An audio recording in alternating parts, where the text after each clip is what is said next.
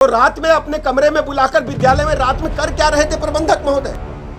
ये कोई जवाब अखिलेश यादव नहीं दे पाएंगे, समाजवादी पार्टी के लोग नहीं दे पाएंगे। हमारी सरकार बेटी के साथ खड़ी हुई, पूरे प्रदेश की जनता जानती है कि हर स्थिति में हम बेटी के साथ खड़े मिलेंगे। जो पीड़ित परिवार है, एक और विधायक जी समाजवादी पार्टी के हैं, उनके यहाँ एक बेटी की लाश बरामद हुई है उनके आवास से। सरयू माई का ब्रिज है, पूरा खून से रंगा हुआ था। राम मंदिर के आसपास की गलियां खून से रंगी हुई थी। राजभर मारा जाएगा, मुसलमान मारा जाएगा, ब्राह्मण मारा जाएगा, राजपूत मारा जाएगा, तो उस पर तो इनकी जबान नहीं खुलेगी। मौत पर इतना हाय तौबा क्यों कर रहे हैं? इसका मतलब ये होता है कि इनका रिश्ता क्या कहलाता है उससे? तो पुलिस उसको फूलों की वर्षा करेगी, माला पहनाएगी, आधार कार्ड मांग के उसकी जाति पूछेगी कि अपनी रक्षा के लिए गोली चलाएगी। नमस्कार, मैं शाइस्ता, स्वागत है एनटीवी निष्पक्ष के साथ सियासी घमासान में। चुनावी गतिविधियों को लेकर चल रही अखिलेश और सीएम योगी के बीच आज आग तेज पकड़ ली है।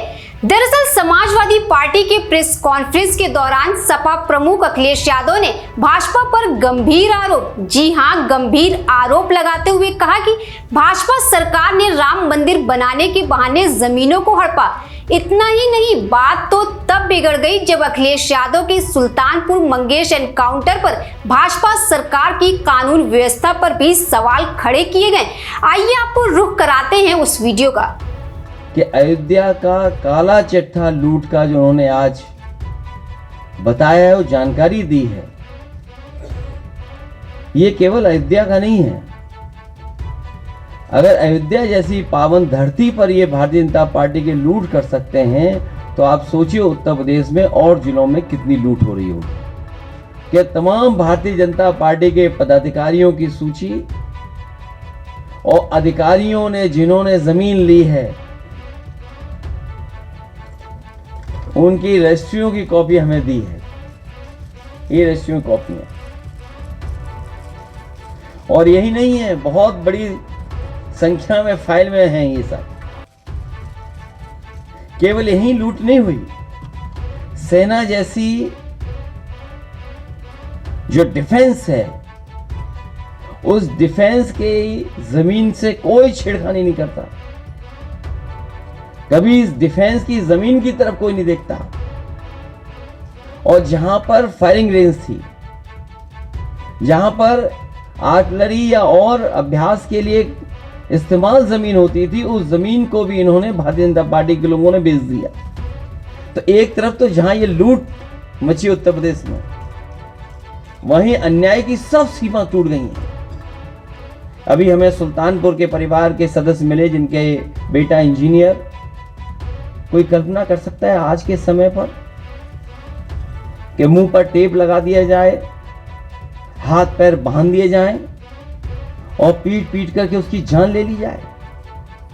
क्या ये सुल्तानपुर की पहली घटना थी? इससे पहले भी इसी तरह की घटना हुई थी। अगर आपको याद हो कि भारतीय जनता पार्टी से संबंधित रखने वाले ने एक हत्या की थी वहीं पर सुल्तानपुर में। और अभी जो झूठी कहानी पढ़ी जा रही है इनकाउंटर को लेकर के, कोई ऐसा व्यक्ति नहीं है जो न जानता हो कि भारतीय जनता पार्टी की सरकार में झूठे इनकाउंटर हो रहे हैं, हत्या की जा रही है। जो मंगेश यादव की हत्या हुई है, गांव से लेकर के आसपास के लोग जानते हैं कि पुलिस रात में आई थी, उठा ले गई। पुलिस उठा करके ले गई एसटीएफ। और सोचिए आप कैसी कहानी गढ़ी गई कि उसके पास नया बैग था, अमेरिकन टूरिस्ट बैग बताया गया। और जब बैग खोला गया तो उसमें भी कपड़े नए मिले, शोरूम से खरीदे हुए। और जो मोटरसाइकिल मिली, सुनने में आ रहा है कि जो मोटरसाइकिल जिसकी चोरी हुई थी, कई दिनों बाद एफआईआर लिखी गई।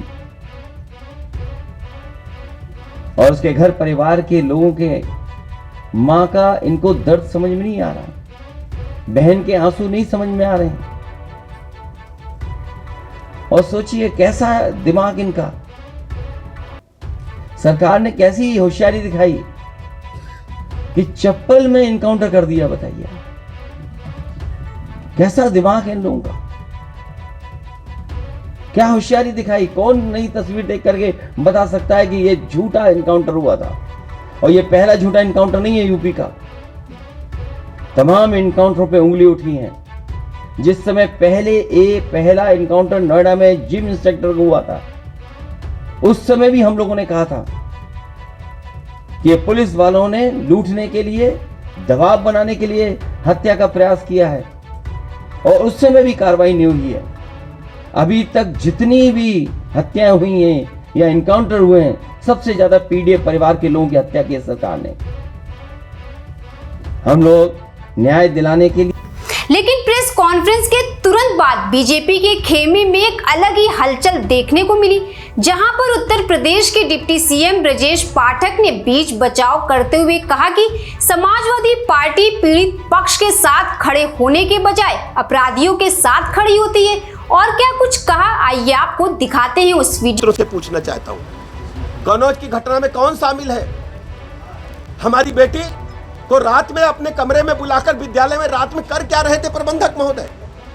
ये कोई जवाब अखिलेश यादव नहीं दे पाएंगे, समाजवादी पार्टी के लोग नहीं दे पाएंगे कि रात को समाजवादी पार्टी के नेता जो हैं वो रात को अपने कॉलेज में कर क्या रहे थे महिलाओं के साथ में?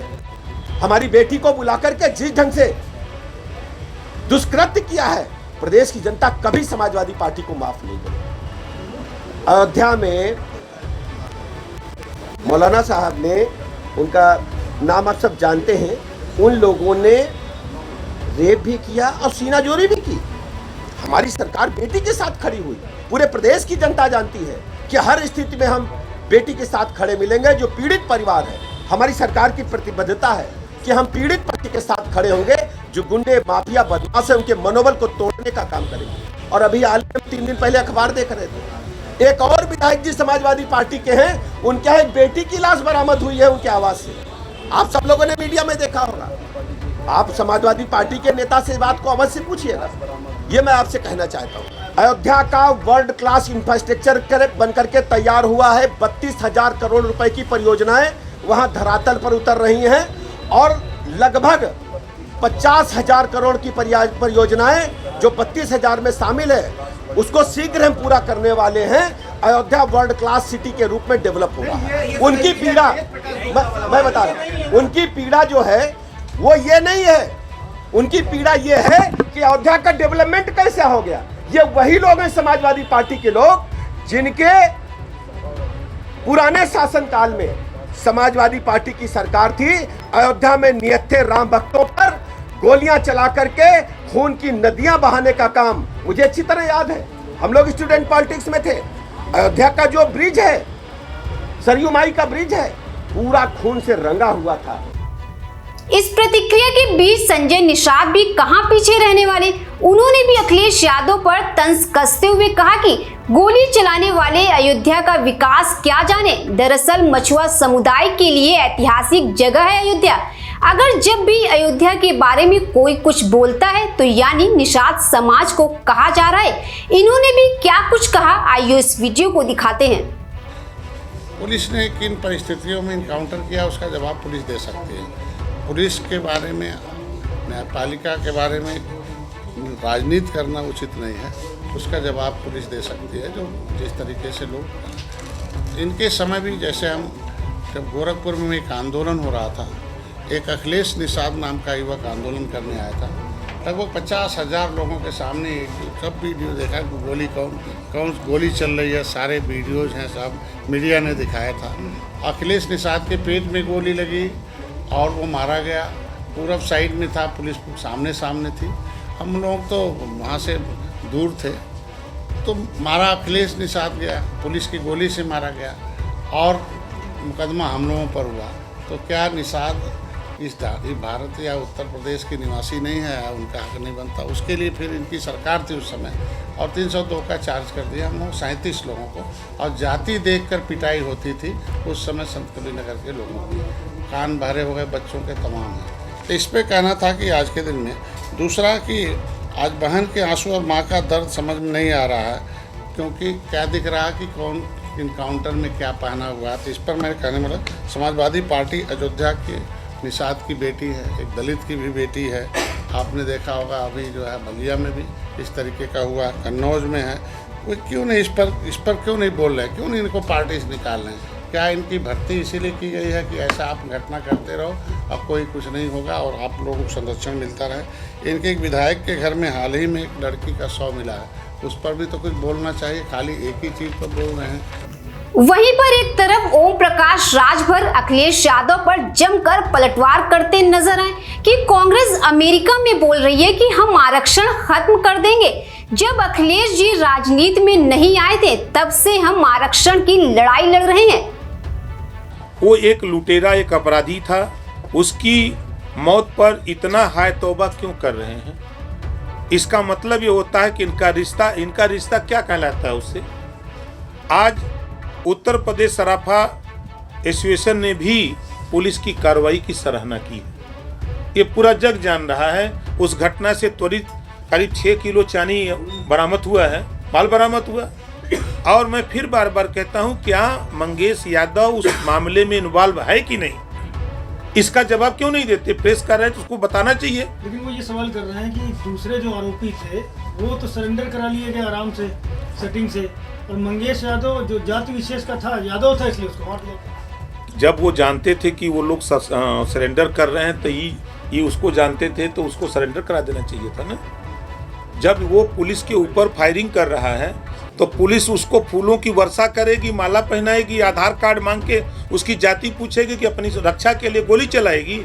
पुलिस गोली चलाए, उसमें कौन मरता है? आपने देखा होगा, कभी पुलिस भी मरती है, पुलिस की भी डेथ होती है और अपराधी भी मारा जाता है। तो पुलिस अपने आत्मरक्षार्थ में गोली चलाई, मरा, तो उसमें अगर ये हाय तौबा मचा रहे हैं तो हम तो बार बार कहते हैं कि जब ये मुसलमान मरता है, जाट मरता है, दलित मरता है, अति पिछड़ा मरता है तो इनकी जबान नहीं खुलती है। क्यों ऐसा करते हैं? आज जो जातिवाद का जहर ये बोल रहे हैं कि जाति को मारा जा रहा है, उनकी जाति को दूसरी जाति को मारा, जब अपराधी मारा जाता है तो ये क्यों नहीं बोल रहे हैं? क्या कारण है? लेकिन एक बात उन्होंने ये भी कही, ऐसे ही आरोप प्रत्यारोप और सियासी गतिविधियों नोकझोंक के लिए बने रहे NTV निष्पक्ष के साथ। नमस्कार। देश विदेश की ताज़ा खबर पाने के लिए हमारे चैनल NTV निष्पक्ष को सब्सक्राइब करें व बेल आइकन दबाना ना भूलें।